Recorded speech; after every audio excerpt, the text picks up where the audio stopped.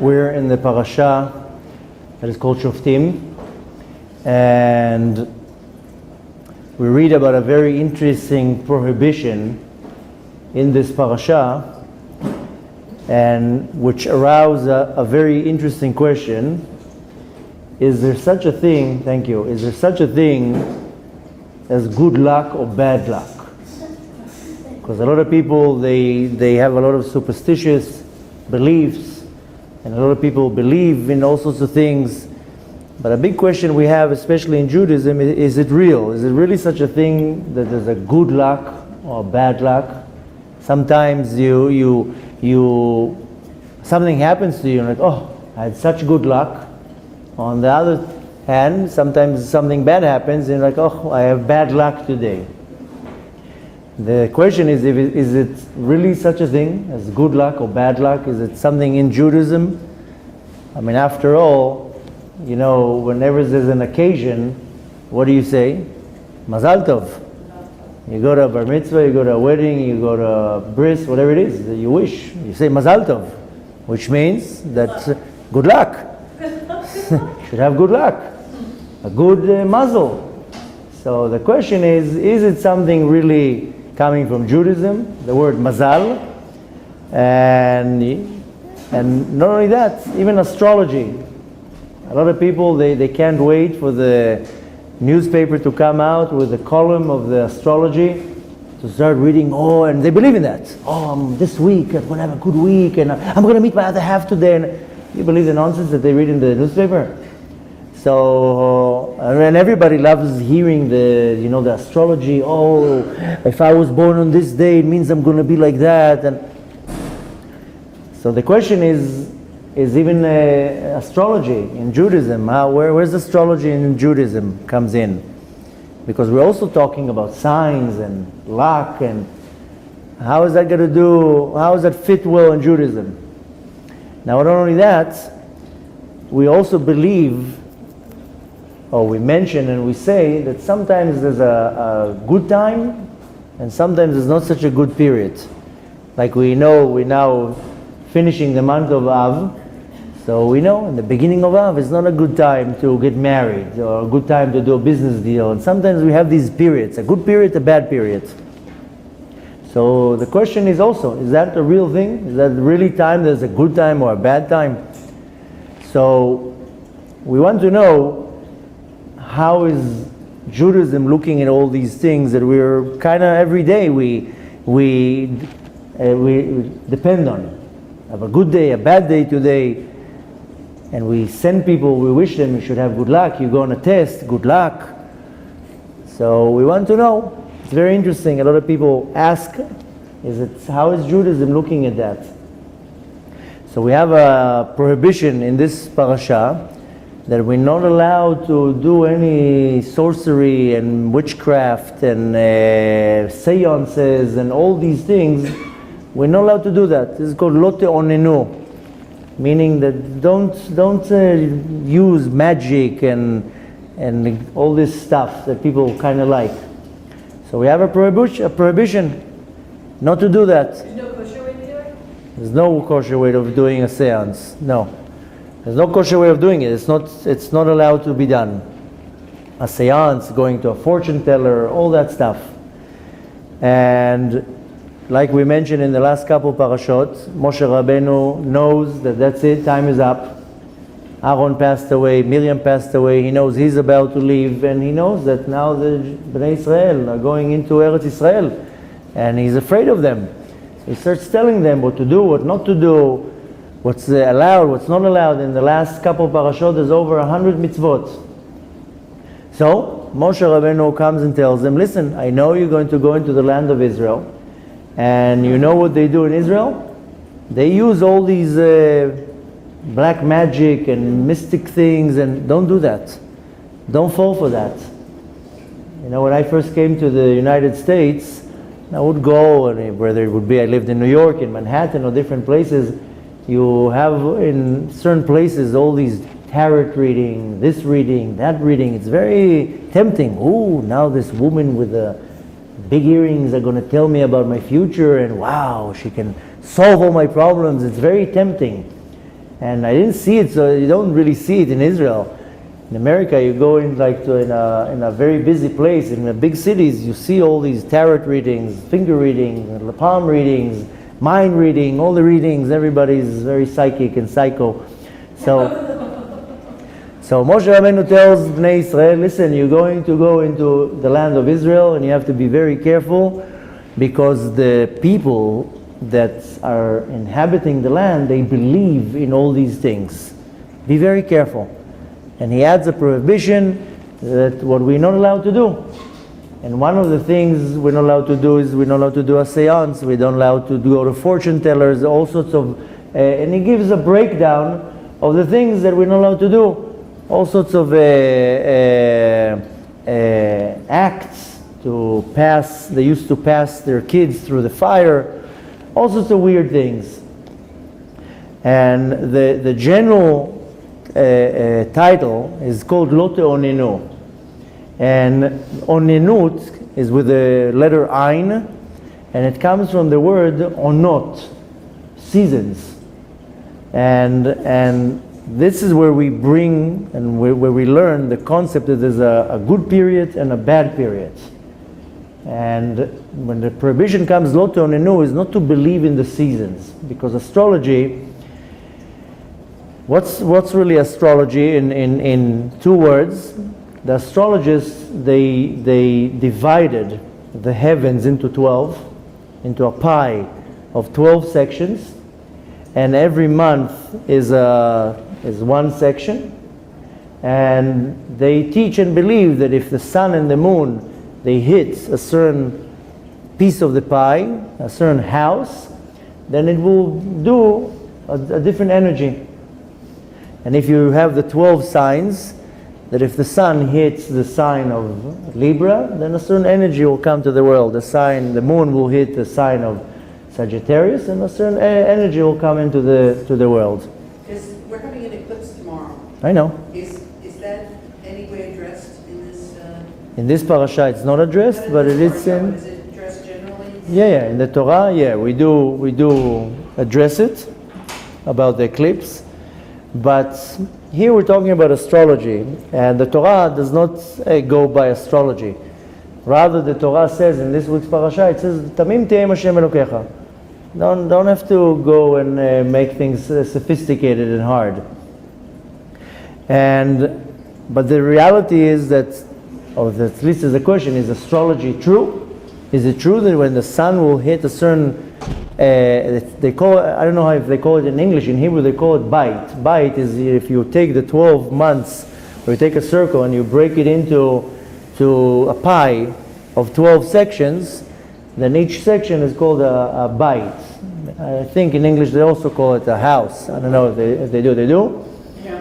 So the question is if astronomy is true, and also if Judaism goes by astrology.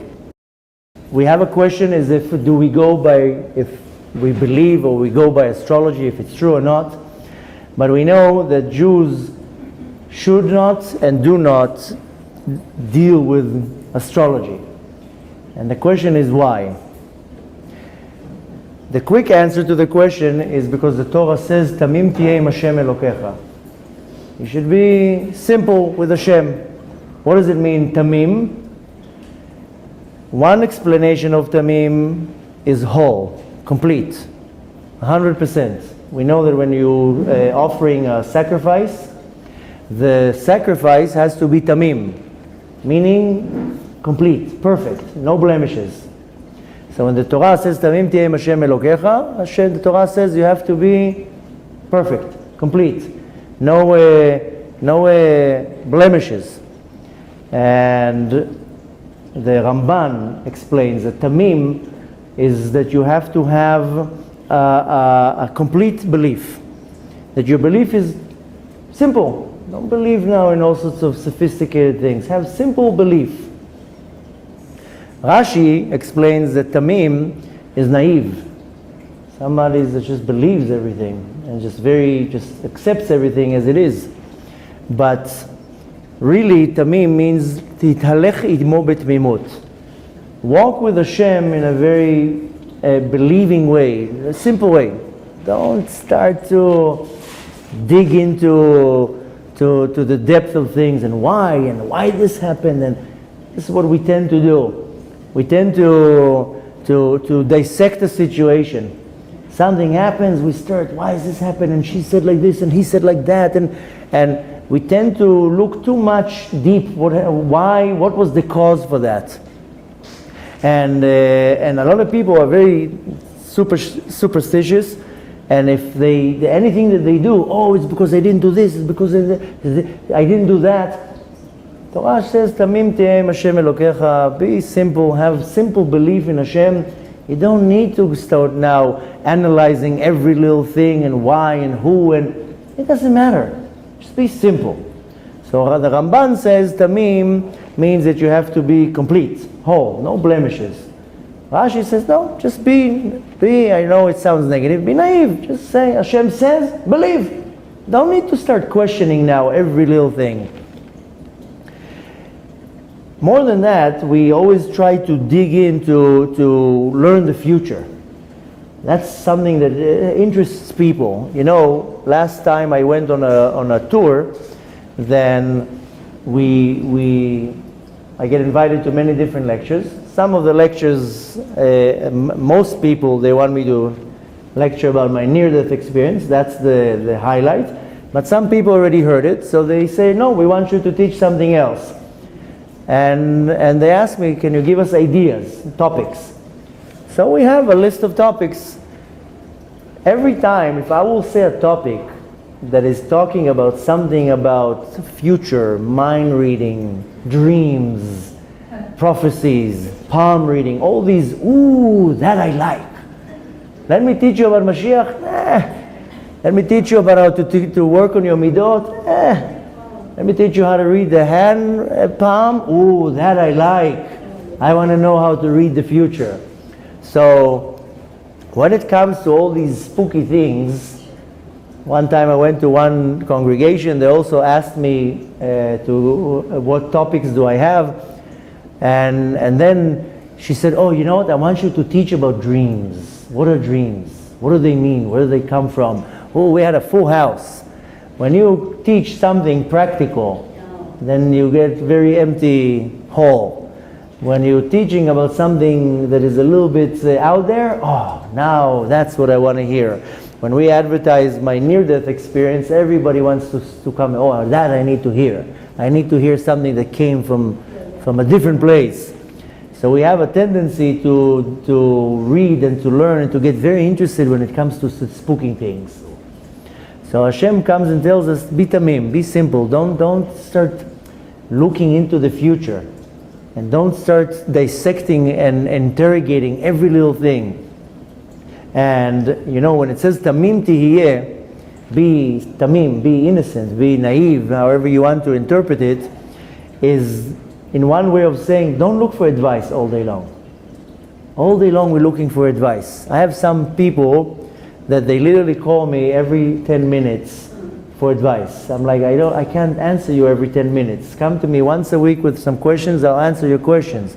No, today I have to do this and that. Should I take this route or that route? Come on, no? So some people every 2 minutes they're calling for advice. And not that I'm saying it's something wrong. It's good to get advice, but sometimes you have to just let Hashem take you where you're supposed to go. When the Torah says tamim tiyeh, be simple, have faith in Hashem. Don't have to every little thing dissect into little pieces and why and how and should I do this, should I do that. And I taught once in a class that everything happens in a hashgacha pratit. Everything that moves around you is supervised by Hashem, and nothing moves around you without the supervision of Hashem. And some people took it to a very negative place, and I had people calling me and telling me, you don't ask. I was walking in the street and a cat looked at me. What does it mean? What does it mean? The cat looked at you. No, but you don't understand. He looked at me, then he moved his head to the left. 3 seconds later he looked again. It doesn't mean anything. It means the cat looked at you. So sometimes people go too crazy about something, and I saw today 3 times the number 7. What does it mean? It means that you saw the number 7 3 times. So the Torah comes and tells you, don't try to get some people, they're fanatic about these things and they start analyzing every little thing. And people send me emails in the length of Megillat Esther and with your whole mathematical equation, how everything fits. And I'm like, wow, you are unbelievable, but why are you wasting my time with that? What's the question? After I read 3 hours email, what's the question here? No, I just wanted to tell you my analogy. So the Torah comes and tells me, be humble, be simple, don't be so worried. We constantly worried about things that causes us to analyze, but not only to analyze, to investigate too much and to depend on, okay, if he didn't say this, why this happened like that? You know, there's a story that there was once a great tzaddik in a certain town, a big Rebbe, and because he was such a great scholar, everybody would come up to this town to get a blessing, to get advice, to hear a class. Now, since it was like a very busy town, then the merchants would come and sell things there. You know, here in Israel, wherever there's like action, there's these cars, it's like a van, we call them gazlan, that they come with a van, they open up like the doors and they sell you sandwiches and soft drinks. We used to have it in the army. We would like park somewhere, suddenly this van would come.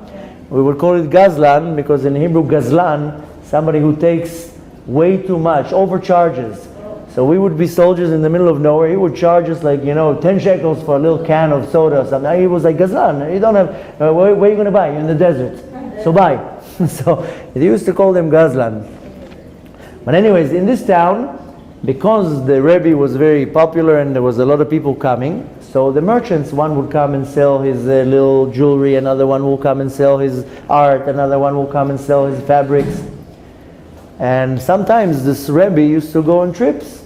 And while he would go on these trips, no parnasa. So one time he increased the trips. And they got very upset. They were like, they all gathered together, they made a committee, and they came to him and said, because of you, we don't have parnasa. Because every time you go on this trip, nobody comes to the city, and we don't have parnasa. So he told them, I recently went to the place where all the cows hang out. How do you call it in English? In Hebrew it's a refet. Where a barn? A barn? Barn? Okay, let's say a barn. He says, I went to the barn and, I didn't see that the cows are worried. I didn't see that the cows are worried when the farmer is going to come and give them their food. They were just there standing and they knew the farmer is going to come at some point and give them their food. So why are you worried? Why you don't trust Hashem is going to come and give you your food? You're blaming it on me that I'm going on a tour of lectures and you don't have parnasa? Because trust Hashem. So the thing is that we always look for answers and solutions. And we're always worried, and we always try to dissect situations. It reminds me of a joke, because we mentioned last week we had a class about the worrying, and I said there's a Jewish mom syndrome that you go out, it's 100 degrees outside, take a coat, you might be cold.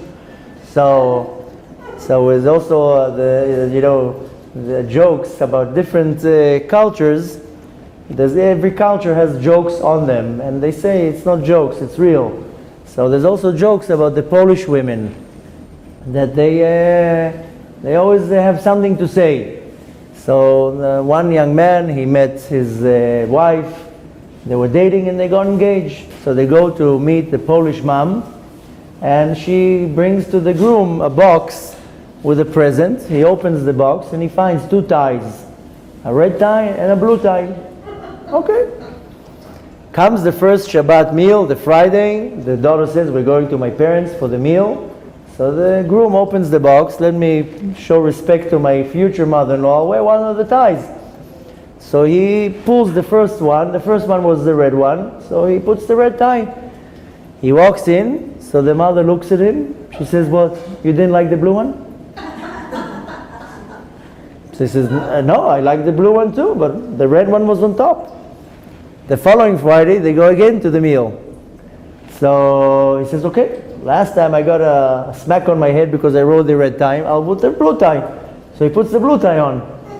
He walks in. The mom tells him, "Oh, so you didn't like the red one?" So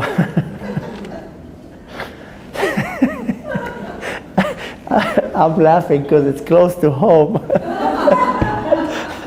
My mother-in-law is Polish too. So you know, they joke on the Polish women. It doesn't matter what you do; they're never satisfied. What, you didn't like the red one? No. You didn't like the blue one? No. What do you want? So Baruch Hashem, I'm laughing because my mother-in-law is Polish, and my father has all the jokes about the Polish women, and after he tells me the joke, I tell him it's not a joke, it's the truth. So, anyways, Chas v'shalom, we're not putting anybody down, just to make the atmosphere a little bit more light. So we tend to analyze things in a very, very wrong way. Somebody come with a red tie, what, you didn't like the blue one? No need to start now analyzing every little thing. So the Torah comes and tells me, stop worrying, stop dissecting, stop interrogating, just be simple. Tamim te'em Hashem Elokecha. Be very simple, just believe in the Kadosh Baruch Hu. That's what happened, go with it, just flow with it. Don't be so heavy. That's why the Torah says no to astrology. Why do I need to open a newspaper and to see, oh, today, this week is a good week for business deal. This week is not a good week to get engaged. The Torah says it's all good. But sometimes we do find in the Torah that it says, you know, this is a not good period, this is a good period. We just now finished the month of Av. We know the beginning of Av, Mishenichnas Av Mematim B'Simcha. Av comes, you have to diminish the festive activity. Comes Adar, Mishenichnas Adar Marbim B'Simcha. It's a good time. The Torah does tell us about auspicious times, good times, bad times. Not only that, the Torah also is mentioning astrology a few times. So why is the Torah so, I wouldn't say against it, but why is the Torah telling me don't go by that? You know, the first time that the Torah is talking about astrology is with a story with Avraham Avinu. Avraham Avinu couldn't have a kid, and he went to a fortune teller. And the fortune teller told him, you know, your mazal is pointing on the planet Tzedek. Planet Tzedek is in the west. It's very cold there. And therefore, in your mazal, you're not going to have a kid. So we see that already Avraham Avinu was into astrology. He went to find out what's going to happen. Now, at some point, Hashem reveals himself to Avraham Avinu, and he tells him, I'm going to bless you. Your offsprings are going to be blessed. And he takes him out of the tent, and he tells him, you see all these stars? Your offsprings, generations after you, will be more than these stars. You're not going to be able to count your zera, your offsprings, your generations that are after you. I'm going to make them multiply more than the sand. So Avraham Avinu says, excuse me, I have just one question here. You're telling me you're going to bless me with all this, but who? How? I don't even have a son. How are you telling me you're going to give me a blessing and I'm going to be Av, Ramon Goim, I'm going to be the father of nations? I don't even have a son. That was way before Ishmael was born. So Hashem says, oh, don't worry. You are going to have an inheritor. You're going to have a son that's going to inherit you. Now this was said when Avraham Avinu was 86. That was before Ishmael was born. He didn't even have a son yet. He says, what, I'm going to inherit all my stuff to my servant Eliezer? That's when Hashem told him, don't worry, I will take care of business. And Hashem says, I can change your mazal. No problem. All I need to do is add one letter to your name, your mazal now is going to be pointed to a completely different direction, and you're going to have a kid. So we see from that even Avraham Avinu and the Torah is talking about astrology. It's actually saying that Avraham Avinu, when he went out of the tent, that HaKadosh Baruch Hu took him out of the realm of the world, above the realm of the world, and he told him, you see, Avram, that missing the hay, this is his muzzle. I'm going to give you another letter to your name, Avraham. It will completely change your mazal, and you're going to be able to have a kid, and you're going to have many kids. So we see already in the Torah it's talking about astrology. The next time we see that it's talking about astrology is the story with Paro. Paro wanted to kill all the firstborns. Why? Because his sorcerers came and told him, you know, that we see in the stars that the Redeemer of this nation is about to be born, and we also see that he's going to get struck, he's going to die because of water. So Paro said, okay, let's throw all the kids into the Yor, into the Niles, the Jews and the non-Jews, because we don't know where he's coming from, and that way we're going to kill him. Now they saw already in the stars that Moshe Rabbeinu, why Moshe Rabbeinu died? Because of the argument. Because that's the argument of what's called Mei Meriva. Mei Meriva is there was an argument at the time of the water, and that's what caused Moshe Rabbeinu to die. So even the sorcerers of Paro saw that he's going to die because of water. So we see again the sorcery, the astrology, and that Paro knew what's going to happen. And the third and interesting place that we find the point of astrology is with the story with Amalek. Amalek, it says in the Midrash, in Yalkut Shimoni, that what was the power of Amalek? That Amalek used to send the soldiers to fight on the day of their birthday. We know, based on teachings of Hasidut and many other places, that on your birthday, your mazal, your luck becomes more powerful. Where do we really learn that from? Because the Midrash says that Amalek, when he used to recruit the soldiers, he used to write their date of birth. And he used to send them to the battle, he used to send the soldiers on their birthday. Because he said that their luck is more powerful, therefore they are much less possible to die. Because their luck is much stronger that day. So the soldiers would go out to fight on their birthday. That's one of the many places where we learn that on our birthday, our muzzle increases. So we see also Amalek used to go by the astrology, about the birthday. So we see 3 times in the Torah that it's talking about astrology. Not only that, even in the oral Torah, in the Talmud. In I explained once that there are 2 types of Talmud, the Bavli and the Yerushalmi. There are sages that were sitting in Bavel, and there are sages that were sitting in Yerushalayim. And the Talmud is written in the 2 sections. In the Talmud that is called the Yerushalmi, in the tractate of Rosh Hashanah, that's where it's talking about the whole thing with Amalek, that Amalek used to send the soldiers that had their birthday.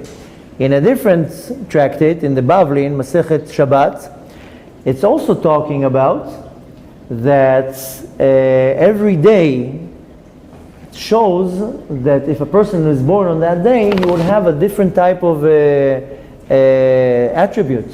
It will be completely different. And it goes into length, and it says, whoever was born on a Sunday, and this can be found in the tractate Shabbat, I believe it's in page 151 or 156, but it's very interesting, because it says, if somebody was born on a Sunday, either he's going to be mamash a righteous person or a wicked person. Why? Because on the first day was created the darkness and the light, so it will be 2 extremes, either extreme to this side or either extreme to that side. And it's given an example about a certain Amorah, a sage from the later generation. The two sages two were born on the same day. One became a very big Amorah, a very big sage. Another one became the robber. And then it says that whoever was born on a Monday is going to be problem with anger, Ragzan, getting very upset all the time. Why? Because that's when Hashem separated the waters. It became an argument, a machloket, between the water above and the water below. Whoever is born on a Monday is going to be a hothead, a hot temper. And whoever is going to be born on a Tuesday is going to be very rich, and also chas v'shalom noef, committing adultery. And why? Because on that day were created the grass. And grass, they live amongst each other. They multiply a lot, shows on wealth, but they also live amongst each other. All the weed and grass, that shows on adultery. And then whoever was born, who's going to be born on a Wednesday, is going to be a big chacham, big scholar, and illuminating the world. Because that's when the sun and the moon were created. Whoever was born on a Thursday is going to be a very good-hearted person, very charitable, very kind, because that's when the birds and the animals were created. Whoever is going to be born on a Friday is going to be running after mitzvot, love mitzvot before Shabbat. And of course, whoever is going to be born on Shabbat is going to be kadosh, very holy person. So again, we see that the Gemara comes and tells me, I have a roadmap. If you're born on a Sunday, you'll be like this. You're born on a Monday, you'll be like that. We see here, this is like the type of teachings of astrology. So we see the Torah and the oral Torah is also talking about that. So why is the Torah so against the astrology? And why the Torah says, be simple, be tamim. Don't go after all these questions and so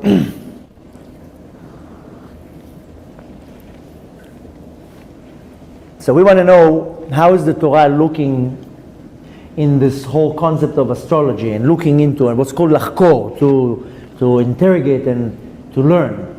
So we have two opinions that talk about it. The first opinion is the opinion of Rambam, Maimonides, and he completely annuls the whole concept and he says this whole thing is a bluff.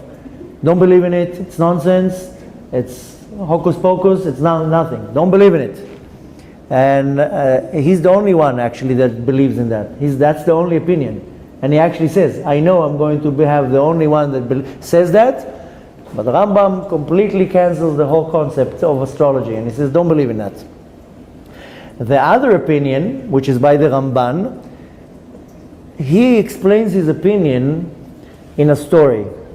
And of course the question is why the Torah is so against astrology or doesn't allow you to believe in that and to practice that.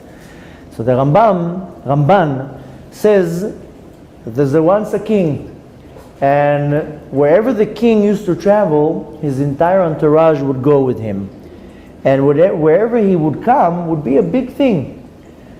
One time he goes and visits a certain city, and the people of the city hears, oh my gosh, the king is coming. Wow, they created a whole event, closed streets, like Trump came here a few months ago, they closed all the highways, everything is shut down, 1 million citizen cities shut down, the whole city of Yerushalayim, 1 million people live there, they shut the whole city down for one person to drive a mile. So, same thing here in the story, the king coming, they're shutting down all the highways, everything, they're preparing a big feast, a big event. Now the king walks in and he's surrounded by his entourage. The Minister of Defense, the Ministry of Finance, the Ministry of Health.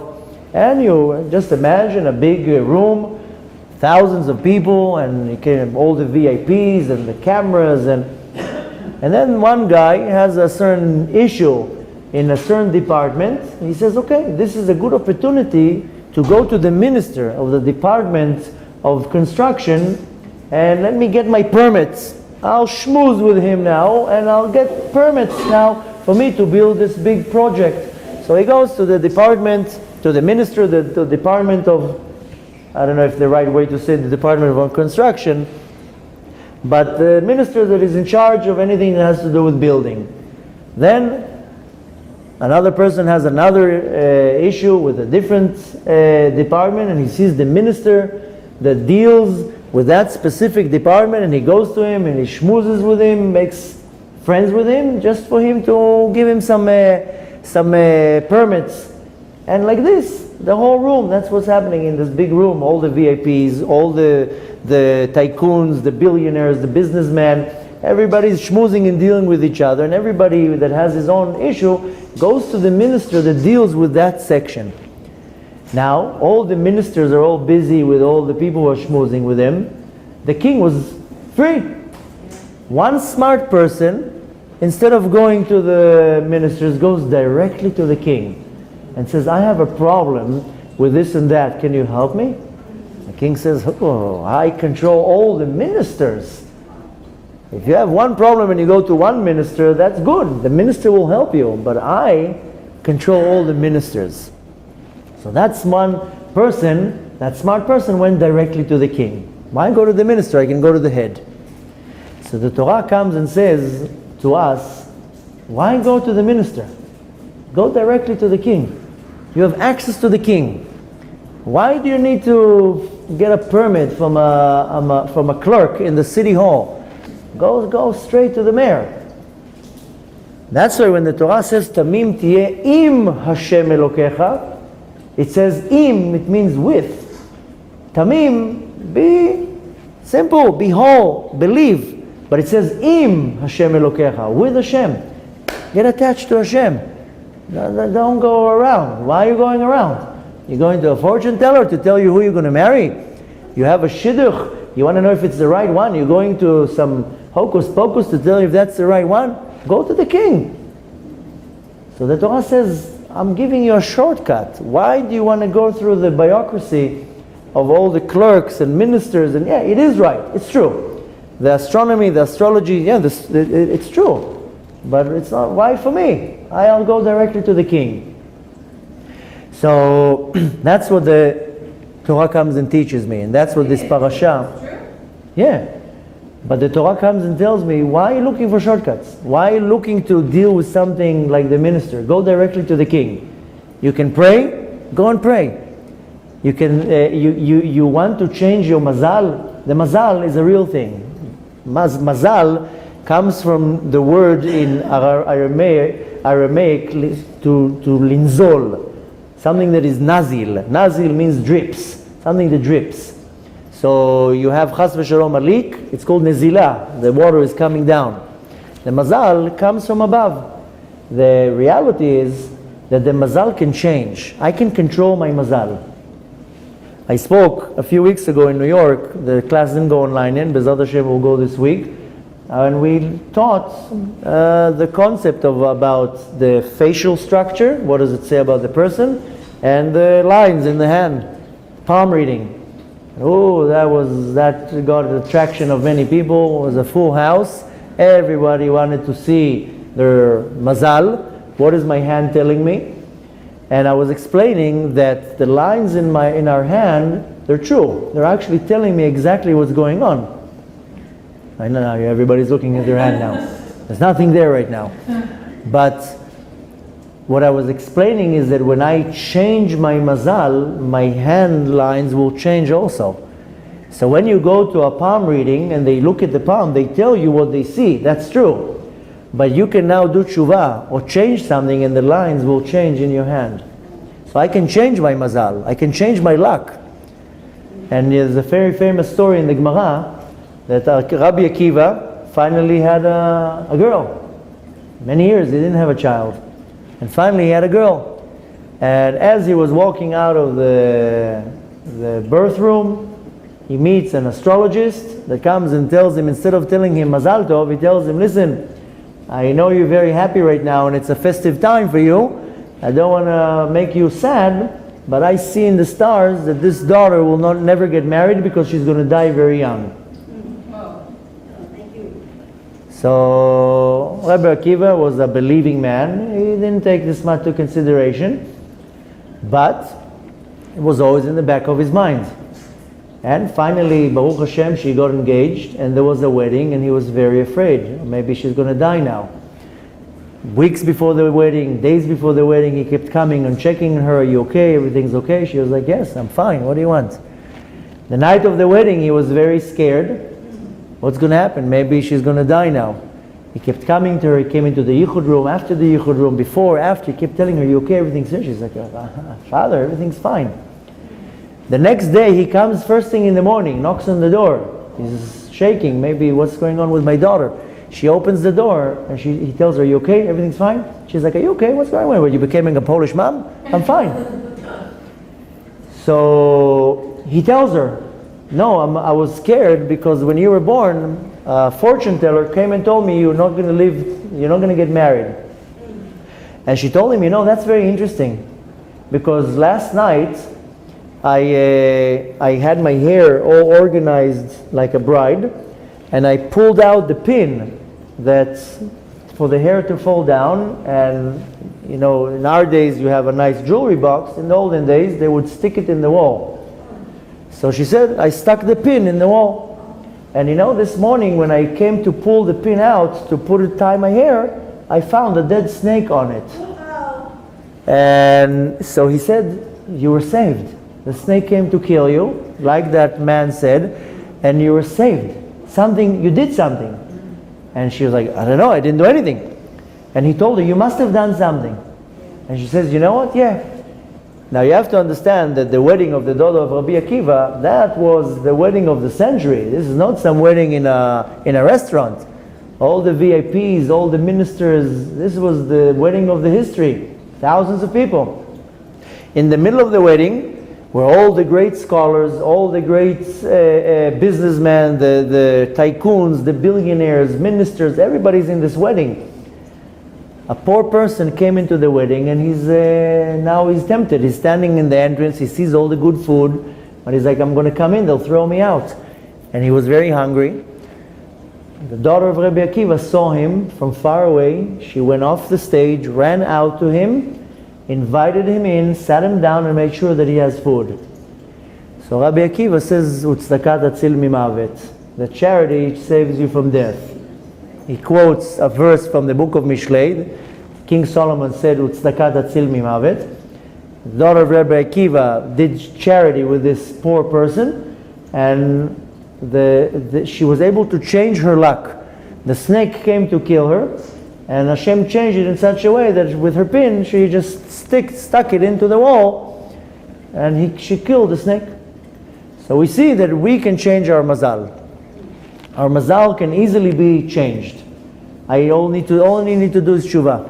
I need to pray, I need to ask, I need to do an act. I can now do a charitable act. Somebody knocks on my door, I really don't feel like helping that person right now. I'm in the middle of something, I'm tired, I don't want to.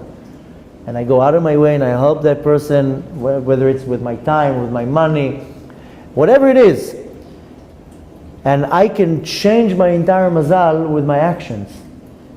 So the reason why the Torah says, yes, the astrology is right, but we don't go by that because I'm way beyond that. I go directly to the king. So the Torah comes and tells me, Lo te'onenu, don't go on to these fortune tellers and hand readers and all these things. Be tamim. Believe in Hashem. Don't ask questions. Don't interrogate. Don't question. Just be simple. Have simple belief in Hashem. And when it says tamim tieh im Hashem Elokecha, im means with. Be with Hashem. Don't neglect Hashem. Neglect Hashem, you will have to go and start reading all your signs and the astrology and all that. Just stick to Hashem.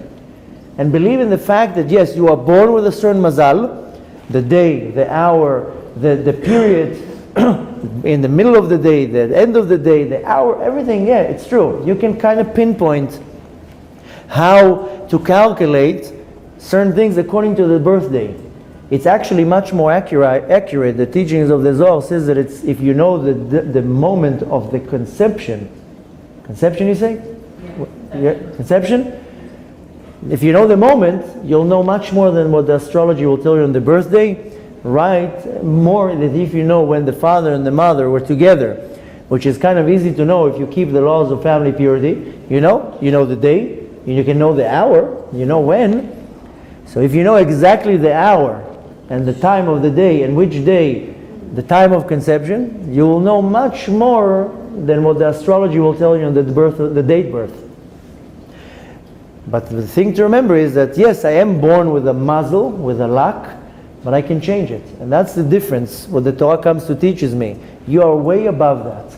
You feel you have bad luck? No problem. Increase in mitzvot. Learn more Torah. Do some charitable acts, you'll change your luck. You need some guidance from the Kadosh Baruch Hu. Don't go to a fortune teller to tell you if that's the right match or not, if I should do this business or not.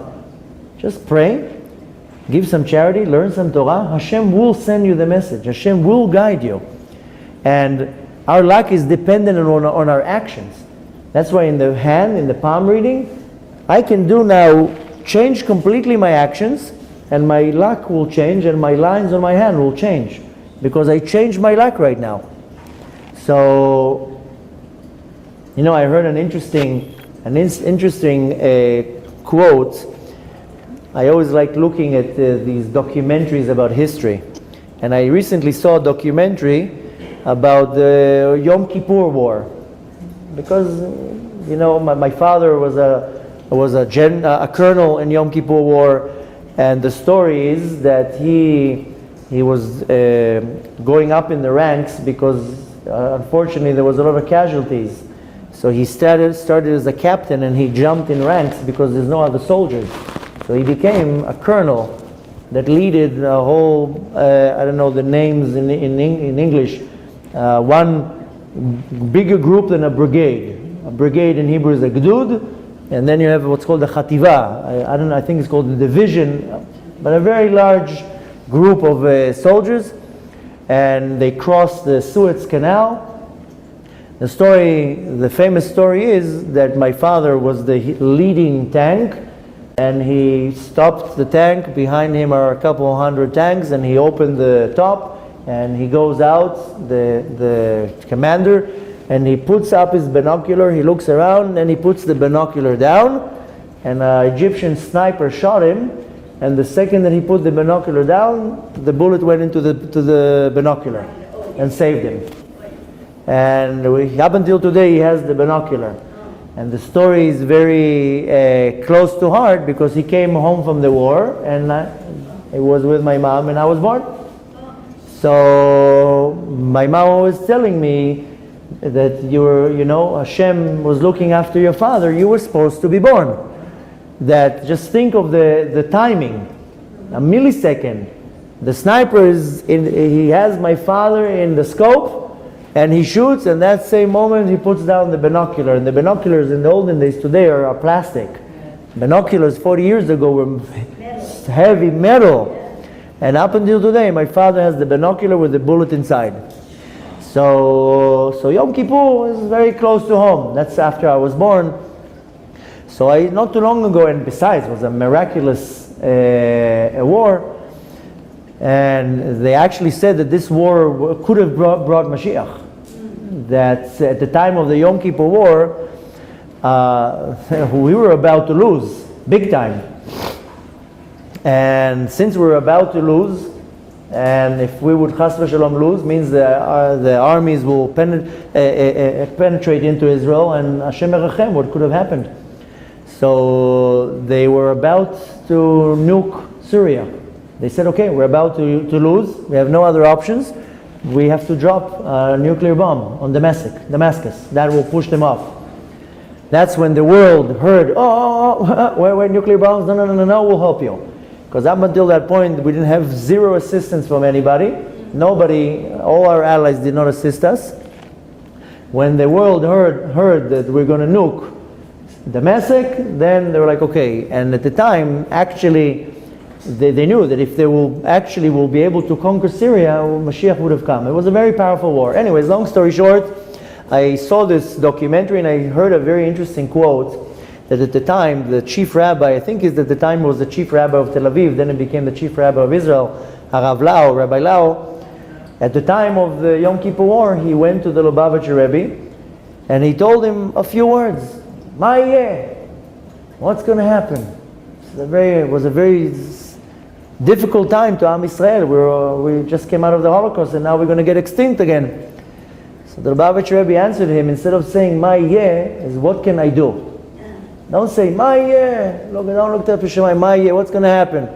He says, don't say what's going to happen. Say what can I do? What can I do? I'll do something. I'll change it. So very interestingly, that we see that when we raise our hands to the sky and say what's going to happen, that's not the solution. Rather do something. Initiate something. Initiate an action. You will change your path, your mazal, your luck. So the Torah comes and tells me, yes, it is all true, but you way above that. Don't ask questions. Don't go and interrogate. Don't go and dig too deep. Just be simple. Stick to Hashem. Pray. Do mitzvot. Learn Torah. Give charity. Just initiate an action. Don't wait for the action to happen. And that's what we want to learn from this parasha, that is very applicable to the time of Elul. There is no time for just questions. Time to do. Just do an action. You change your mazal. Increase in Torah. Increase in mitzvot. Increase in charity, in good deeds, good actions, good thoughts. And Bezrat Hashem, that's what changes our path, changes our luck. And Bezrat Hashem, we do that, we concentrate on that, then Hashem is going to change the path and make sure that Mashiach is going to come very soon. Bezrat Hashem, all the questions will be answered at that time. Bezrat Hashem, we should have a beautiful, restful week, successful week. It's Rosh Chodesh Elul this week, should have a good and auspicious Rosh Chodesh. Bezrat Hashem, should merit to see the Geula coming very soon.